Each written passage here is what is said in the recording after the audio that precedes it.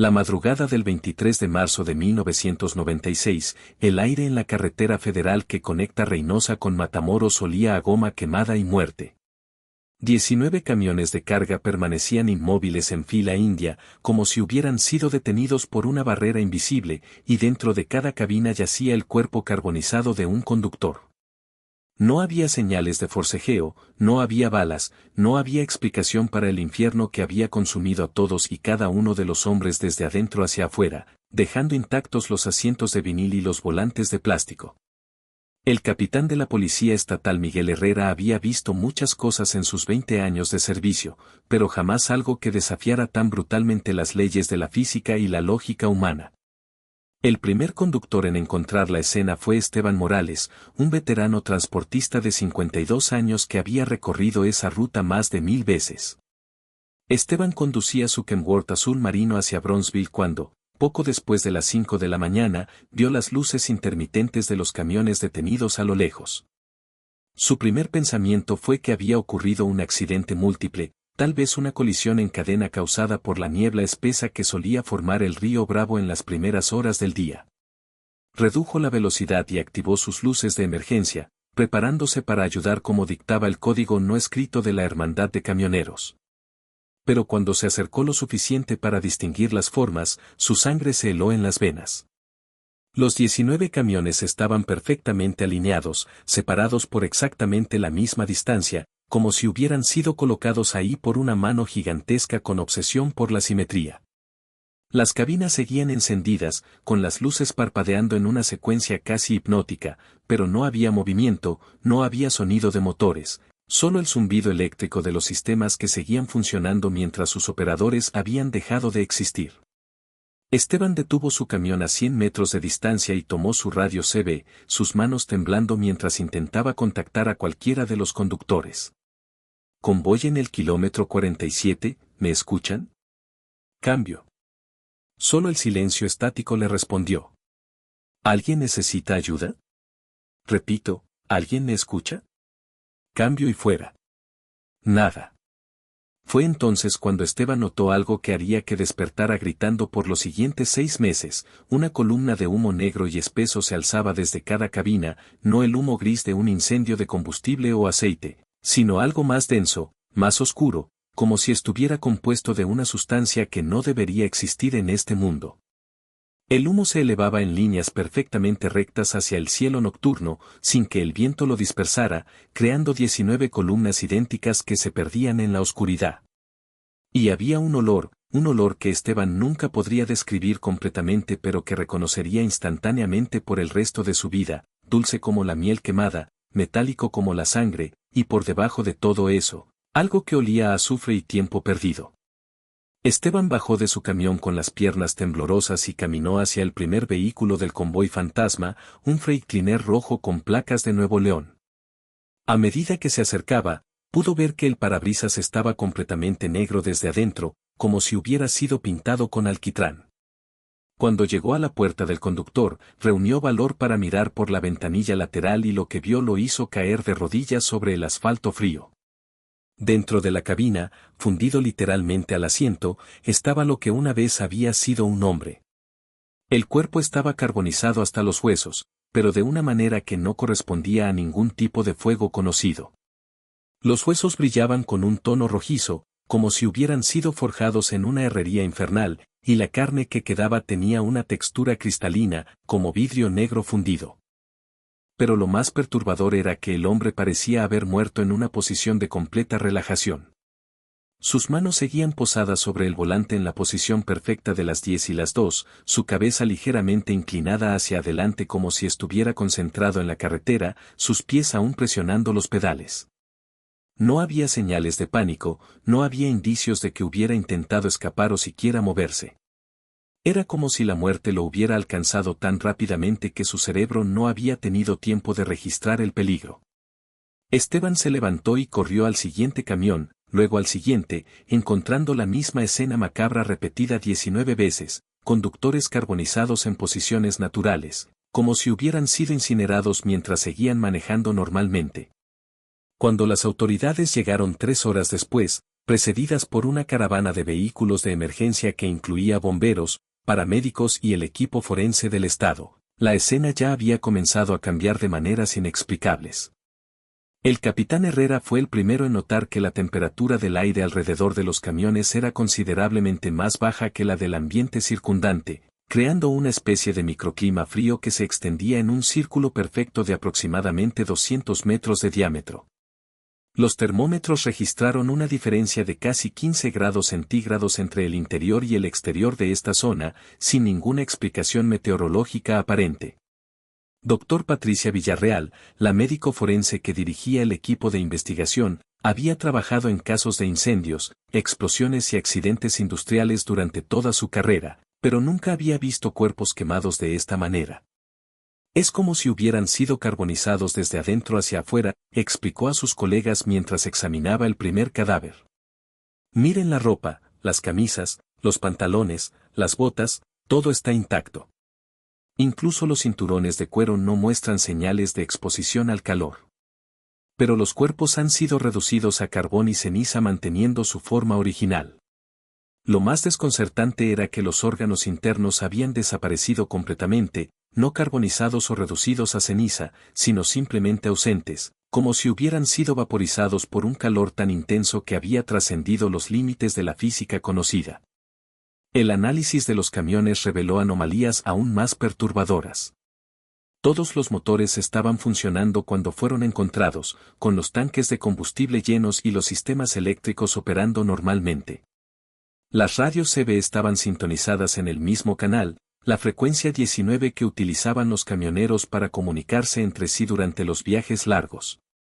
Pero cuando los técnicos intentaron reproducir las últimas grabaciones de las cajas negras instaladas en algunos de los vehículos más nuevos, encontraron algo que haría que el caso tomara un giro hacia lo sobrenatural. Todas las grabaciones contenían exactamente la misma conversación, palabra por palabra, como si los 19 conductores hubieran estado recitando un guión.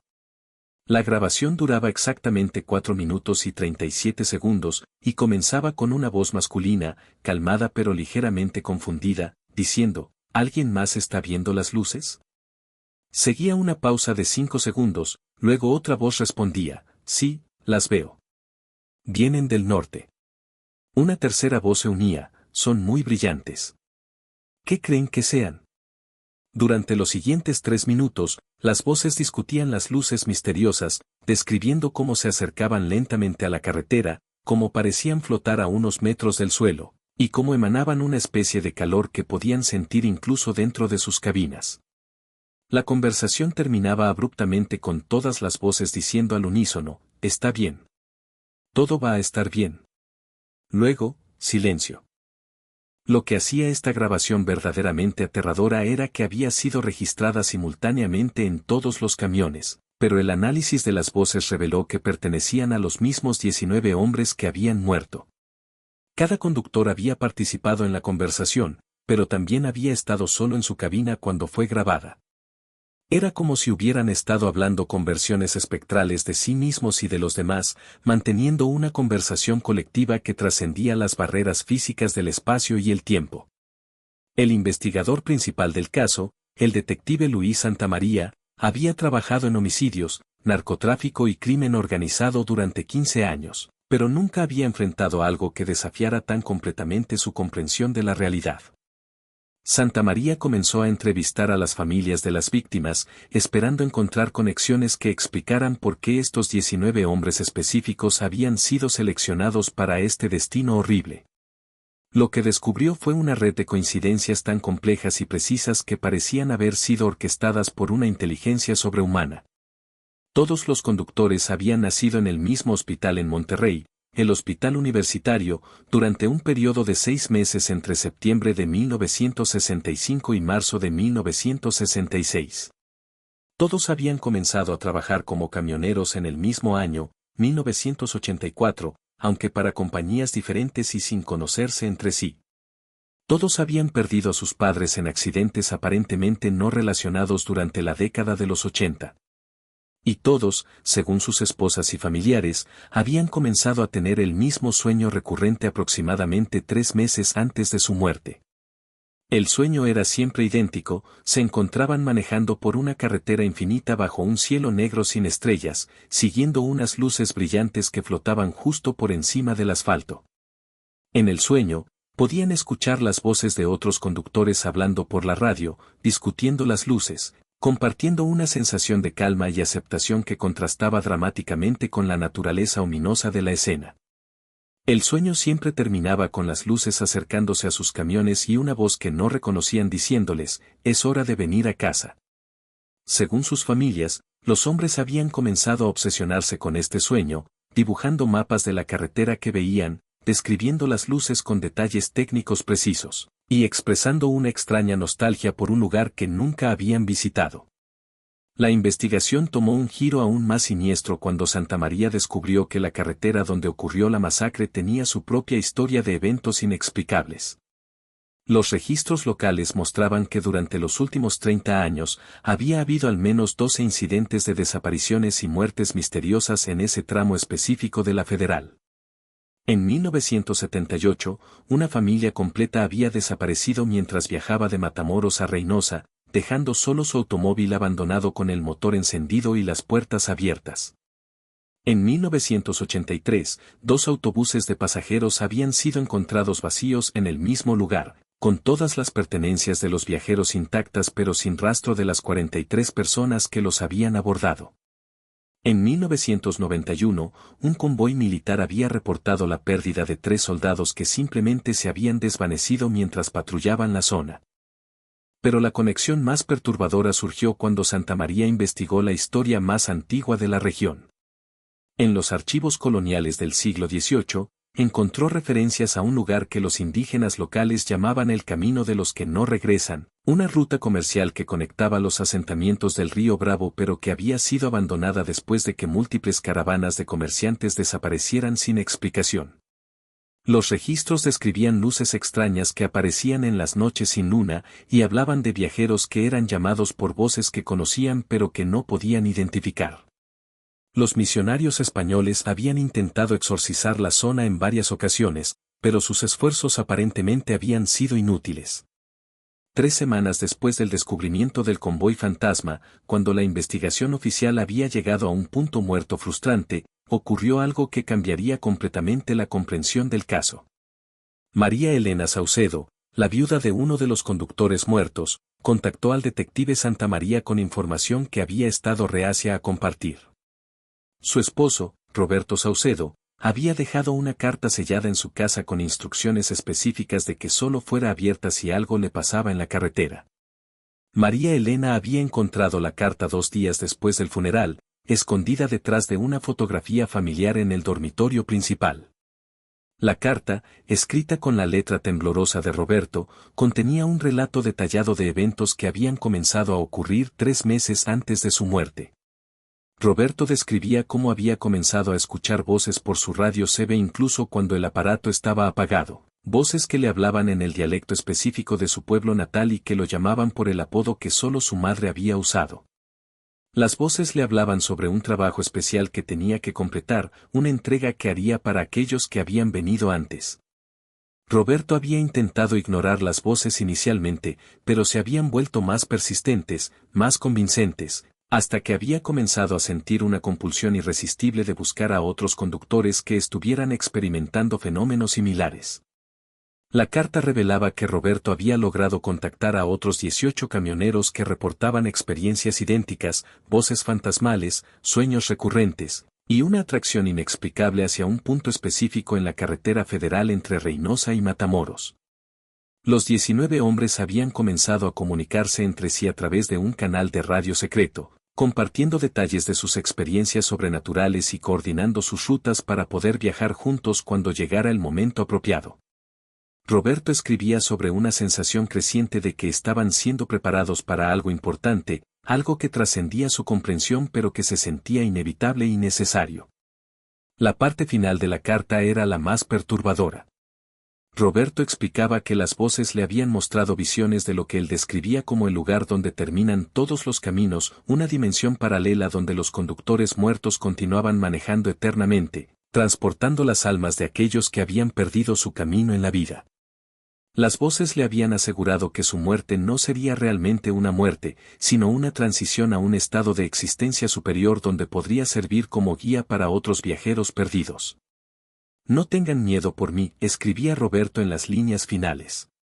Donde voy, siempre hay trabajo para un buen conductor, y las carreteras nunca terminan.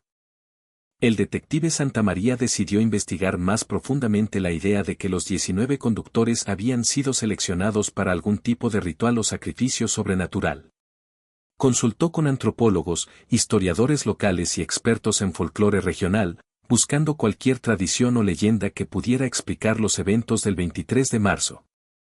Lo que descubrió fue una historia que se remontaba a las civilizaciones prehispánicas de la región, una tradición oral que había sobrevivido siglos de colonización y modernización. Según los relatos más antiguos, la zona donde ocurrió la masacre había sido considerada un punto de cruce entre el mundo de los vivos y el reino de los muertos. Los antiguos habitantes creían que cada 30 años, durante el equinoccio de primavera, las barreras entre dimensiones se debilitaban lo suficiente como para permitir que los espíritus de los muertos regresaran para reclutar guías que los ayudaran a navegar los caminos del más allá. Estos guías tenían que ser hombres que hubieran dedicado sus vidas a viajar, que conocieran las rutas y que tuvieran la experiencia necesaria para conducir a las almas perdidas hacia su destino final. La selección de los guías no era aleatoria. Tenían que cumplir criterios específicos, debían haber nacido durante una alineación planetaria particular que ocurría cada 30 años, debían haber perdido a sus progenitores para purificar su conexión con el mundo material y debían haber demostrado su dedicación al oficio de transportar cosas y personas de un lugar a otro. Una vez seleccionados, los futuros guías comenzaban a recibir llamadas desde el otro lado, preparándolos gradualmente para su transición a través de sueños, visiones y comunicaciones sobrenaturales. El antropólogo Dr. Alejandro Mendoza, especialista en culturas mesoamericanas del noreste de México, explicó a Santamaría que la fecha del 23 de marzo de 1996 había coincidido exactamente con uno de estos periodos de 30 años. Si los relatos tradicionales son precisos, dijo Mendoza, los 19 conductores no fueron víctimas de un crimen o un accidente. Fueron elegidos para cumplir una función específica en un sistema de creencias que es mucho más antiguo que nuestra civilización moderna. Desde la perspectiva de quienes los seleccionaron, fue un honor, no una tragedia. Esta explicación, por más fantástica que sonara, era la única que podía dar sentido a todas las evidencias aparentemente contradictorias del caso. Explicaba por qué los hombres habían muerto sin resistirse, por qué sus cuerpos habían sido carbonizados de una manera que desafiaba las leyes de la física, por qué habían tenido experiencias paranormales idénticas durante meses antes de su muerte, y por qué habían sido seleccionados basándose en criterios tan específicos y aparentemente arbitrarios. Pero la historia no terminaba ahí. 6 meses después de la masacre del convoy fantasma, comenzaron a llegar reportes de otros camioneros que afirmaban haber visto un convoy espectral viajando por las carreteras del noreste de México durante las noches sin luna.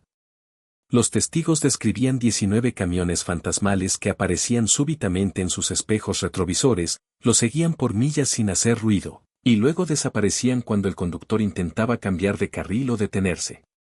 Los camiones espectrales siempre mantenían la misma formación perfecta que habían tenido en el momento de su muerte, y las cabinas brillaban con una luz azulada que no parecía provenir de ninguna fuente identificable. Algunos conductores reportaron haber escuchado voces familiares por sus radios CB cuando el convoy fantasma aparecía, voces que los saludaban por su nombre y les ofrecían consejos sobre las mejores rutas, las estaciones de gasolina más baratas, o los restaurantes con la mejor comida casera. Las voces eran siempre amigables y serviciales, pero había algo en su tono que sugería que los oradores ya no pertenecían completamente al mundo de los vivos. Los conductores más experimentados comenzaron a referirse a estas apariciones como los guías, y algunos incluso admitían sentirse más seguros en las carreteras cuando sabían que el convoy fantasma estaba cerca. El detective Santamaría nunca pudo cerrar oficialmente el caso del convoy fantasma. Los archivos permanecieron abiertos, clasificados como muerte por causas desconocidas, una categoría que raramente se usaba pero que parecía la única apropiada para eventos que trascendían la comprensión convencional. Santa María se retiró de la fuerza policial 2 años después, citando estrés y agotamiento, pero aquellos que lo conocían bien sabían que había sido profundamente afectado por su encuentro con algo que no podía explicar, categorizar o resolver. En los años siguientes, la carretera federal entre Reynosa y Matamoros adquirió una reputación siniestra entre los conductores locales.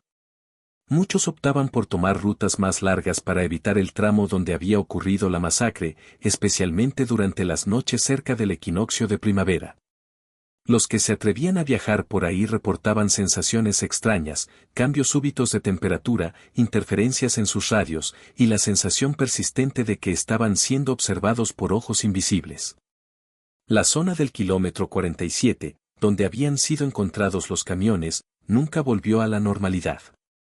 Los medidores de temperatura continuaron registrando anomalías, con variaciones inexplicables que creaban microclimas fríos que aparecían y desaparecían sin patrón aparente. Los equipos electrónicos funcionaban de manera errática en el área, con brújulas que apuntaban en direcciones incorrectas y dispositivos GPS que mostraban ubicaciones que no correspondían con la realidad física. 20 años después de la masacre, el caso seguía siendo objeto de debate entre investigadores paranormales, antropólogos y entusiastas de lo sobrenatural. Algunos lo consideraban evidencia de la existencia de dimensiones paralelas, otros lo veían como un ejemplo de cómo las creencias tradicionales podían manifestarse en eventos físicos reales, y unos pocos lo explicaban como un caso extremo de histeria colectiva combinada con coincidencias extraordinarias. Pero para las familias de los 19 conductores, la explicación importaba menos que la certeza de que sus seres queridos habían encontrado una forma de continuar haciendo lo que más amaban, viajar por las carreteras infinitas, ayudando a otros conductores en su camino, y manteniendo viva la hermandad sagrada de aquellos que dedican sus vidas a conectar lugares distantes y personas separadas. En las noches claras, cuando el viento sopla desde el río Bravo y las estrellas brillan con particular intensidad, algunos dicen que aún se puede escuchar el rumor distante de 19 motores diésel viajando hacia un destino que trasciende los mapas terrestres, llevando consigo las esperanzas y los sueños de todos aquellos que alguna vez han sentido el llamado irresistible de la carretera abierta.